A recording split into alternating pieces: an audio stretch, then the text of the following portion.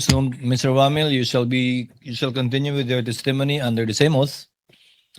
The status is that we are in the direct examination of the witness, Mr. Wamil, by the counsel for the panel of prosecutors, Attorney Lorna Kapunan.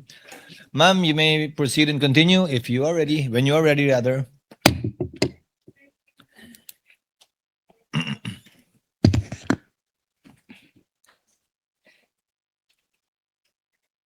Thank you, Your Honor. Mr. Witness, kumain ka na ba? Yes, ma'am. Kumain naman po. Kumain ka naman. No? Kasi tatanong ko sa'yo. Kanina sinabi mo, Mr. Witness, na nag-submit ng revised accomplishment report ang Office of the Vice President at sinabi mo na marami pa ring discrepancies at kulang-kulang ang mga dokumento. What did you do? Anong ginawa mo, if any? Pagkatanggap mo nitong revised accomplishment report. Nung natanggap ko po yung revised accomplishment report, I gave due consideration po dun sa kanilang supplemental submission. And then, nag-issue po kami ng supplemental AOM in consideration of their additional submission. Okay. Why was it necessary to issue another AOM? Bakit kailangan nag-issue ka pa ng isa pang audit observation memorandum? Since hindi naman po na-issue yung aming first AOM dahil hindi nga po nila na-receive. So, wala po kaming, under our rules po, AOM po talaga yung aming i-issue if we note findings doon sa kanilang submission sa ICFAO. Flashed on the screen, Your Honors, Mr. Presiding Officer, with your permission, is this AOM referred to by this witness. Mr. Witness, can you walk us, pakisabi sa atin lahat dito, ano ang mga na-observe mo dito sa AOM na sinabmit?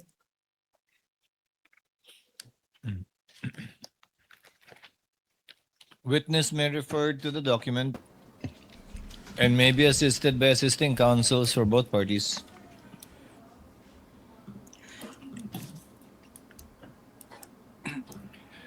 Based on the evaluation po ng documents, doon sa kanilang, katulad nga po nung sinabi ko kanina, doon sa katulad nung nasa first AOM po namin, since wala pa rin silang isinamit na documentary evidence of payments. So nireiterate po namin dito sa aming second AOM yung kanilang non-submission of the documentary evidence of payments.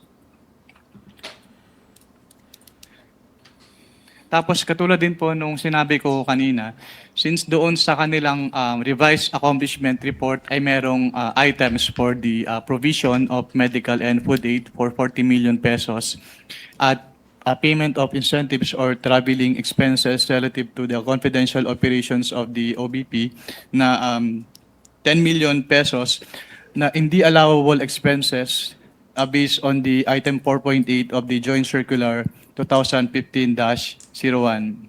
And also, doon sa kanilang revised accomplishment report, meron po silang item for the payment of rewards pero wala silang isinamit na any document evidencing the success of the information gathering or surveillance activities pursuant to the information given by the informer.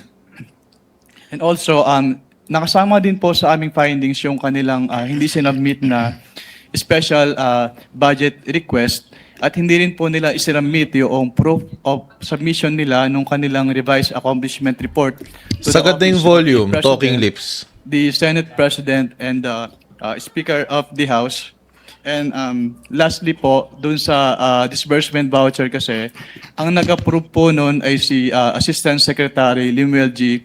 Ortonio, which is not compliant with the joint circular dahil according to the joint circular, it shall be the responsibility of the head of the agency to approve the cash advances. Okay. So na-mention mo dito yung 40 million na ginastos ng Office of the Vice President para sa gamot, medicines. Yes, ma'am. Walang supporting document, Mr. Witness? As of this time po, wala po silang binigay na supporting document. Ito ring 10 million na ginamit bilang liquidation sa travel expenses ng Office of the Vice President para sa confidential fund. Ano-anong mga dokumento ang sinabmit para dito? Pwede pong paulit po ng tanong, ma'am. 10 million ang sinabi mong travel funds na ginamit ng Office of the Vice President galing sa kanyang confidential funds. Meron bang sinabmit na dokumento ang Vice President para i-liquidate itong 10 million na travel funds niya? Wala po silang sinabit na document supporting Yun. that disbursement. Patay. Itong mga payment of rewards, magkanong payment of rewards? Ang Ulit? kanilang payment of rewards po ay 10 million pesos based on the submitted revised accomplishment report. Okay. Itong 10 million na ginastos o binayad ng Office of the Vice President sa mga nagbigay ng information ba to? Payment of rewards for the... Rewards. Yes, ma'am. Meron bang mga dokumentong sinabmit ang Presidente, Vice Office of the Vice President, para i-liquidate itong paggamit ng confidential funds niya sa rewards? Wala pong silang sinabit na document po in support of the payment of rewards as of this time. Ngayon. As of the date nung AOM po.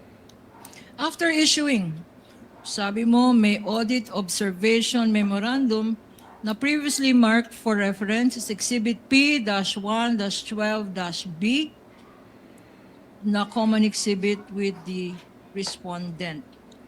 Pagkatapos na issue itong AOM, anong nangyari afterwards, if any? After po namin after ma-serve ng ICFO yung both AOMs po, nagbigay si Office of the Vice President ng kanilang response.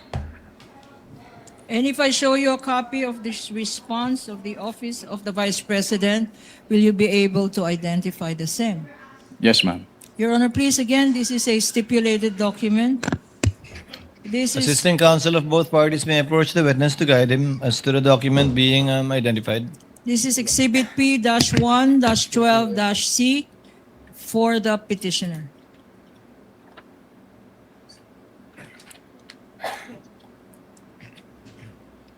Prosecution.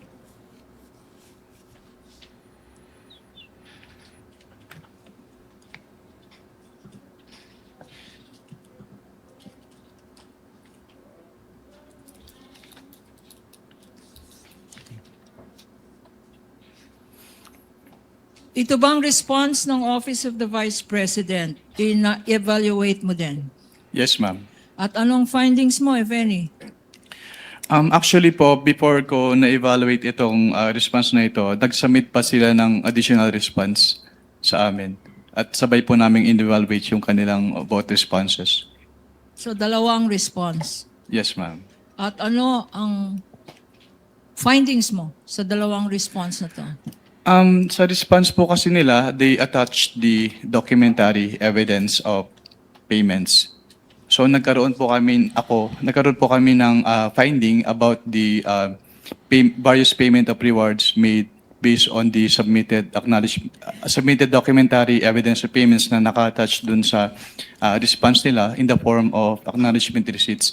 So based on the acknowledgement receipts na sinamit po, nagkaroon sila ng payment of rewards in cash, in medicine, and in various goods. At lahat po nung kanilang payment of rewards ay walang naka-attach na any document supporting the success of the information gathering activity or surveillance activity Patay on account ka! of the information given by the informer.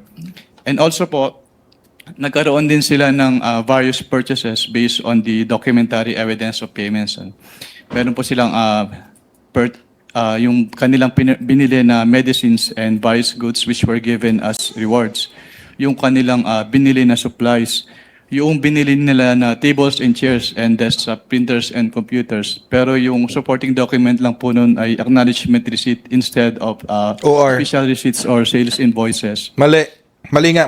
Also, with respect to the payment po ng tables and chairs and desktop printers and computers, hindi po nila in-indicate if those purchases were really intended for the confidential operations of the OVP. Wala nga confidential operations eh. Sa joint circular na sinabi mong guidelines para sa liquidation report ng Office of the Literal na Vice walang President, resibo. bakit sinasabi mo na walang supporting documents itong tables and chairs na binili, itong desktop, itong medicines, itong supplies? Ano ang kailangan mo na supporting document? Actually, since it was ang involved po ay purchases, then those purchases should have been supported with sales invoices and official receipts instead of the acknowledgement receipts lang po. Correct. In OR other dapat. words, Mr. Witness, itong acknowledgement receipt, walang kasamang mga resibo. Yes, ma'am. Wala po silang inattached na resibo.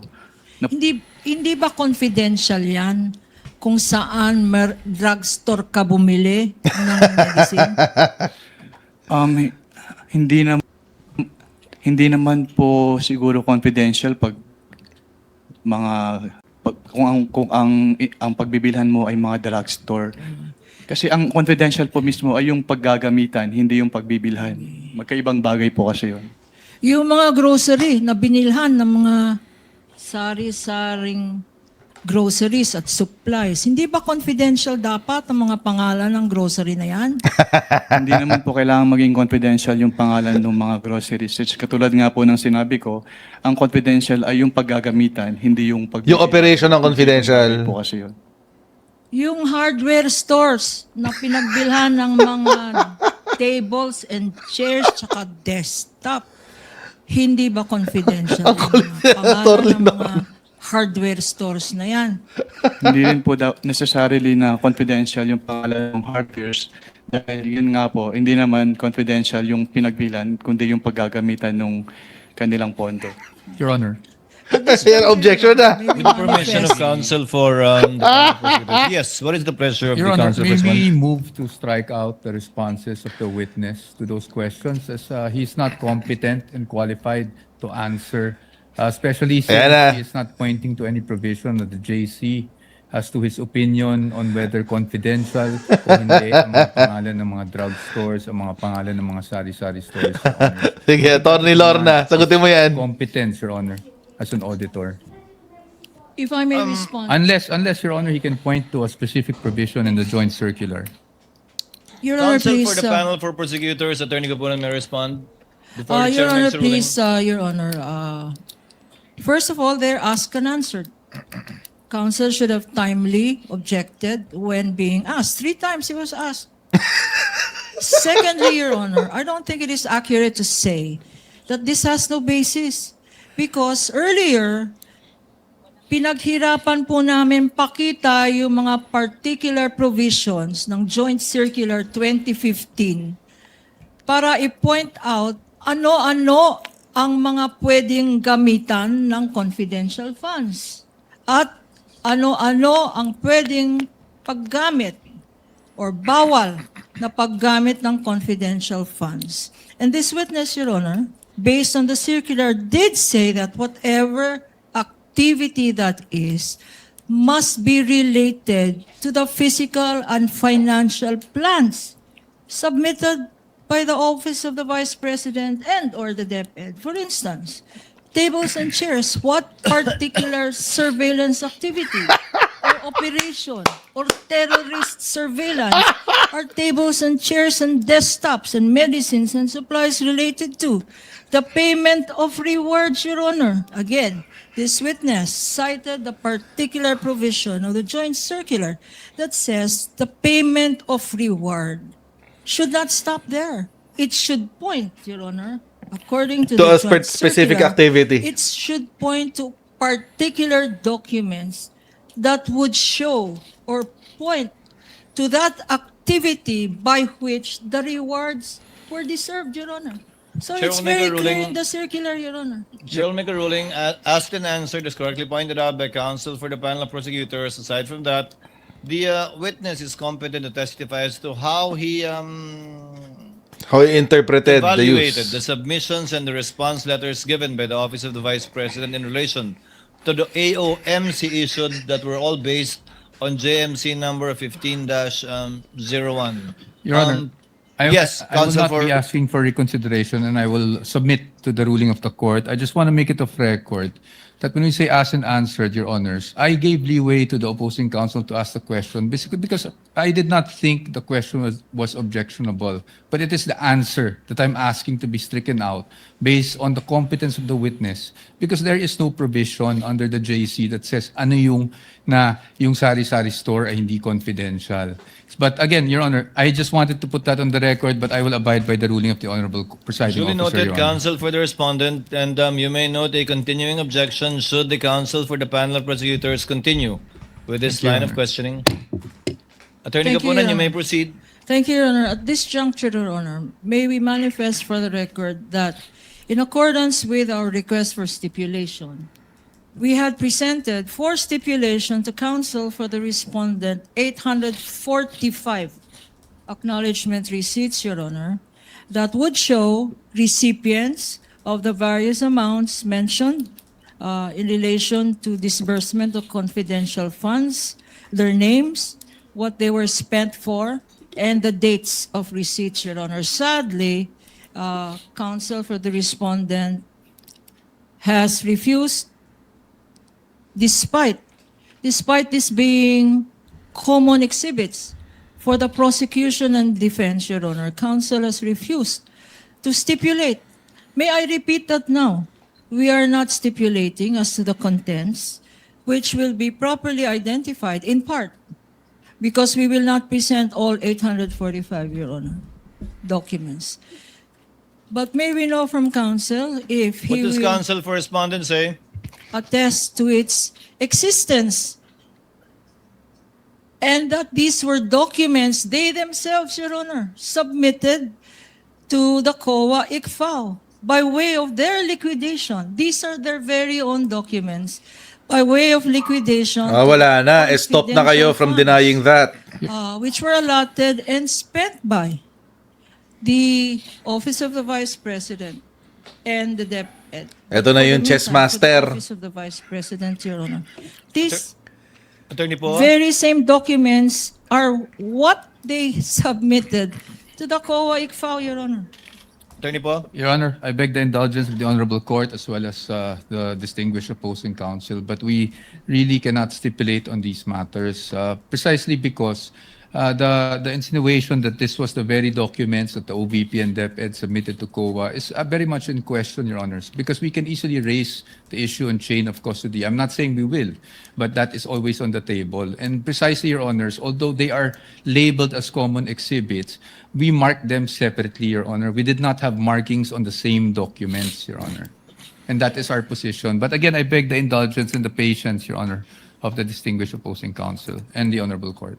Can I just, Counsel- my last manifestation, Your Honor, anent this acknowledgement receipts, Your Honor. You will note from the acknowledgement receipts that these are certified true copies. Certified true copies of receipts submitted to the COA ICFAO, Your Honor. They're not documents from the prosecution. They are documents which this witness, by way of subpoena, duces tecum, and testificandum, produced before this court, Your Honor. So the provenance, the source of this document, and there is a certification issued by his office, show that there should be no doubt as to where these documents came from. Yung ahensya As to kasi ang their pinanggalingan. existence, Your Honor, there should be no doubt. May the presiding officer Uy, nangyari. ask, are we talking about the same number of documents to begin with? 847, correct, counsel? 845, Your Honor. 45? Counsel for the respondent? I'm confirming now, Your Honor. Are the common exhibits for both prosecution and respondent 845 documents? Your Honor, the problem here is during the marking, there were inconsistencies with the number of ARs that were presented between each party, Your Honor. And that is why we cannot stipulate on the same. Now, as to the question on whether we have the same number for the fourth quarter, we are still verifying, Your Honor, but I'm afraid I will waste the court's time now if we verify further. Anyway, Counsel, Attorney Kapunan, unfortunately, if they are not willing to stipulate, the court cannot twist their hand into so stipulating for whatever reason they may have. So kindly proceed as you intended to. We submit, Mr. Presiding Officer. Mr. Witness. Gusto pa isa-isahin yung Nag-evaluate AR? ka ng post-audit evaluation ng documents, liquidation documents submitted to you, your office, by the Office of the Vice President. Was there evidence or documents submitted to your office to show how payments were made? Ang tanging sinamit lang po nila in support of their payments po ay yung documentary evidence payments in the form of acknowledgement receipts. Okay. And will you please tell this court, this impeachment court, if you, in the course of your post-audit, carefully evaluated acknowledgement receipts? Ang ginawa ko po upon receipt of those acknowledgement receipts, tinabulate ko po lahat ng acknowledgement receipts na yon based on their purpose, based on their, kung kailan po yung dates of payment, and then based on the amount po na binayaran nila as provided po doon sa acknowledgement receipts. You mentioned, Mr. Witness, that you prepared your own tabulation, Yes, ma'am. and did you bring them with you, this tabulation? I brought it po with me. Can you share them with us? Wala. Your Honor, may I be allowed po to share the tabulation? Witness may Ala. may refer to his notes with respect to the tabulation, yes. Honor, please, I think defense counsel will note that this is not a pre-marked document during the pre-trial, but we had made a reservation that we will Assisting- be marking documents in the course of our of this witness testimony. Assisting counsel for the parties may approach the witness and view the document being referred to by the witness.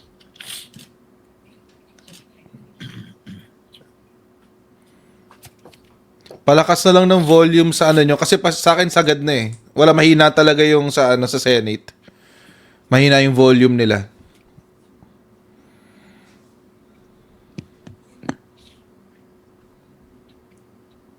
While